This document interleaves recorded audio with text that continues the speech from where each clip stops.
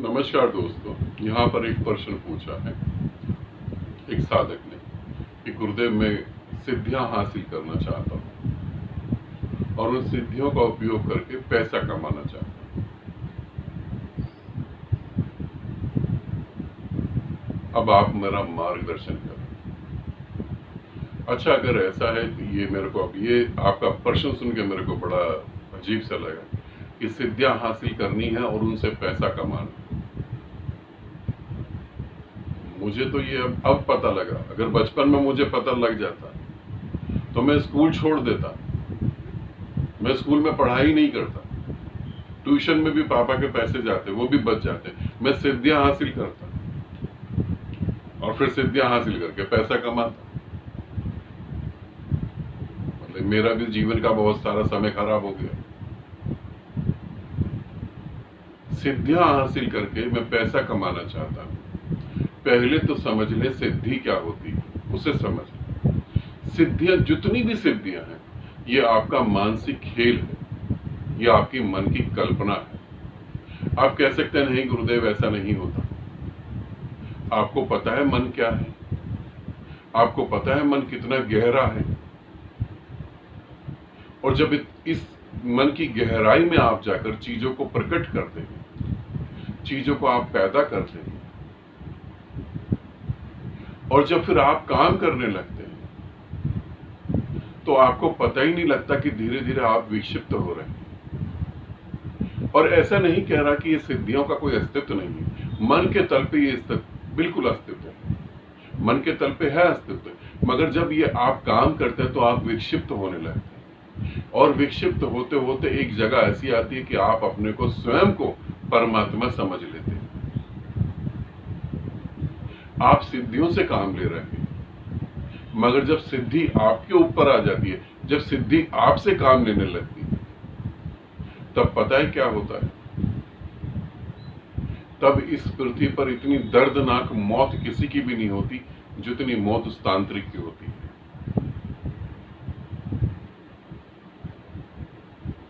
ऐसी हालत हो जाती है। मैं एक फीमेल तांत्रिक के बारे में बताता। वो फीमेल तांत्रिक मेरी जानकार थी। उनको मैंने समझाया कि तुम ऐसे काम नहीं करो, और उसने क्या करा, अपनी तंत्र की सिद्धियों पर उसका उपयोग करके किसी को मार दिया, किसी का दिमाग खराब कर दिया, किसी का घर बर्बाद कर दिया, किसी के बच्चे नहीं हो रहे थे उनके बच्चे होने लगे, कोई गरीब था वो अमीर होने लगा। मगर उनका अंत कैसा हुआ? बहुत पैसा भी आया, बहुत नाम भी हुआ। 3 उनके लड़के थे, तीनों बड़ी इज्जत करते थे। बहुएं थी, वो भी इज्जत करती थी।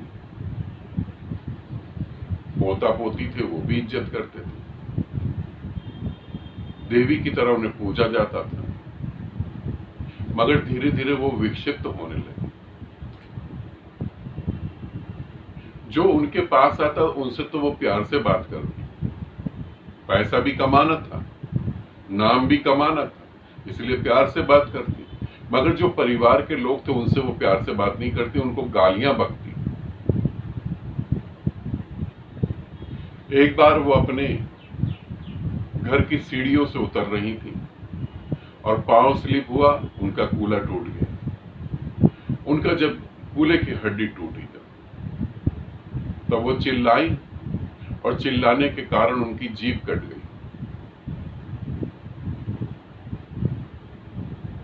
अब वो बेड पर लेट गई, बेड से उठ नहीं सकती थी। रीढ़ की हड्डी में भी थोड़ी बहुत चोट लगी थी, समझना।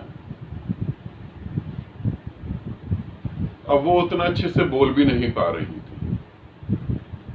अब दिमाग खराब हो गया था। जो अपने को परमात्मा मानकर बैठा था, आज वो बिस्तर से नहीं उठ पा रहा। जो लोगों को आशीर्वाद देता था, आज उसको खुद ही आशीर्वाद की जरूरत पड़ गई। जो लोगों का भला करता था, आज उसके साथ बुरा होने लगा।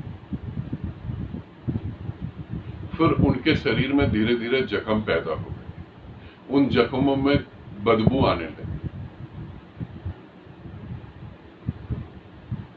तो उनके घर वालों ने क्या करा, वो मुंह पे कपड़ा बांध कर उनके पास खाना रख देते थे, खाना है खाओ, नहीं खाना मत खाओ। मगर बदबू इतनी गंदी, और उसके बाद उनके अंदर कीड़े पड़ गए और कीड़े उनके शरीर से बाहर निकलने लगे। तुम सोचो, एक आदमी जिंदा है, उसके शरीर से पस पड़ी हुई है, उस पस में से कीड़े निकल रहे और इतनी बदबू, दूसरा उसे बर्दाश्त नहीं कर पाता, वो उसे कैसे बर्दाश्त कर रही है।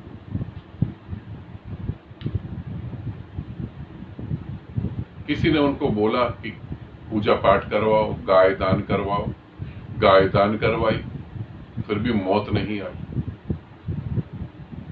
वो स्वयं कहने लगे कि अब मुझे मर जाना चाहिए, मैं मर जाऊं। उन्होंने जिन मंत्रों का उपयोग करके लोगों का भला करा था, उन्हीं मंत्रों का उपयोग करके अपनी मौत मांगी। मंत्र अब काम नहीं कर रहे थे, मौत नहीं आ रही, मुंह में कीड़े पड़ गए थे, मुंह से कीड़े निकल रहे थे उनके, सब कुछ बर्बाद हो गया था, मगर मौत नहीं आ रही। तुम कल्पना कर सकते हो? क्या तुम मुझसे ये कहने की कोशिश कर रहे हो कि मैं तुम्हारे भविष्य को ऐसा डिजाइन कर दूं? क्या तुम मुझसे ये उम्मीद करते हो कि मैं तुम्हारा भविष्य ऐसा बना दूं, तुम्हें बताऊं सिद्धियों के मार्ग, उस पर चल के तुम सिद्धियां हासिल करो और अंततः तुम ऐसी मौत मरो? ये तुम चाह रहे हो? क्या तुम चाह रहे हो कि तुम्हारा पूरा परिवार बर्बाद हो जाए? जब सिद्धियां हावी हो जाती हैं खोपड़ी पर, तो सब कुछ बर्बाद हो जाता है। ये ऐसी दलदल है, जो इसमें गया वो वापस कभी नहीं आया। तुम मुझसे क्या चाह रहे हो? मैं तो तुम्हें कह रहा हूं कि तुम परमात्मा हो, आनंदपूर्ण जीवन को जी सकते हो, और तुम मुझसे नर्क चाह रहे हो। ऐसा नर्क ये मैं तुम्हें कभी ना दे पाऊंगा, इसमें मैं तुम्हारी कोई मदद भी नहीं कर पाऊंगा। और बहुत से गुरु हैं जो इन कामों में लगे हुए हैं और विक्षिप्त हो रखे हैं, उनसे तुम मिल सकते हो, उनसे तुम अपनी प्रार्थना कह सकते हो। क्योंकि जो मैंने देखा है, जो मैंने समझा है, जिन लोगों को मैंने मरते हुए देखा है, कि मौत मांगने पे भी मौत नहीं आती। और शरीर की दशा देखो, और वो परिवार जिसको तुमने कमा कमा के खिलाया, आज वो तुम्हें खाना तक नहीं दे रहे, तुम्हारे कमरे में नहीं आ रहे। फिर भी अगर ये मेरी बातें सुनकर फिर भी तुमको सिद्धियां चाहिए, तो किसी गुरु को ढूंढो और जैसा जीवन जीना चाहो वैसा जी सकते हो। ठीक है, आनंदित रहें, सदा खुश रहें। बहुत बहुत प्रेम आप सभी।